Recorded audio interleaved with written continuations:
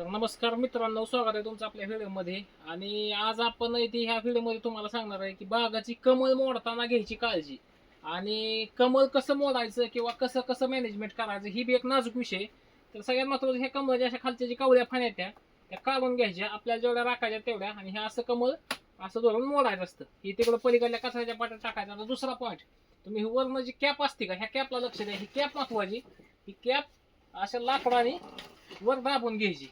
आणि इथं एक बारकी अजून एक कॅप असते, ती निघली तर बघा, नाही तर तिला सुद्धा तशीच पलीकडल्या साईडला वर दाबायची. थोडंसं त्रास करतं हे, पण हे असंच थोडं थोडं करावं लागतं. आता ह्या पानाला घासलं नाही पाहिजे. आता इथं ही पान घासतंय, थोडं असं मोडून घ्यायचं. राहिला विषय फण्याचा, तर आपल्याला जेवढ्या ठेवायच्या तेवढ्या मोजून ठेवायच्या. हा, काय नाही अडचण, हा ही ठेवायची वगैरे. ह्याची मी अगोदर काढली होती, ह्याची मी फणी काढलेली, तुम्ही बघू शकता. आता ह्याची ही अशी कॅप आहे, तर ही कॅप बी अशी पलीकडे टाकून घ्यायची. कमळ मोडताना इथं जिथं आपल्याला मोडायचं तिथं हात लावायचा असं करायचं. आणि खाली एक केळ ठेवायचं असतं मित्रांनो, तुम्ही बघू शकता.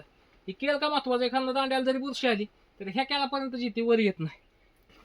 आणि हे असं नियोजन ही करावं लागतंय. हे बारक्यांचं बी कॅप काढणं ही तर केळ वाकडी बेंड झाली का परत एकदा पानाला घासून ती परत तुम्हाला सरळ होत नाही, ती बॉक्सला रिजेक्ट होते ती.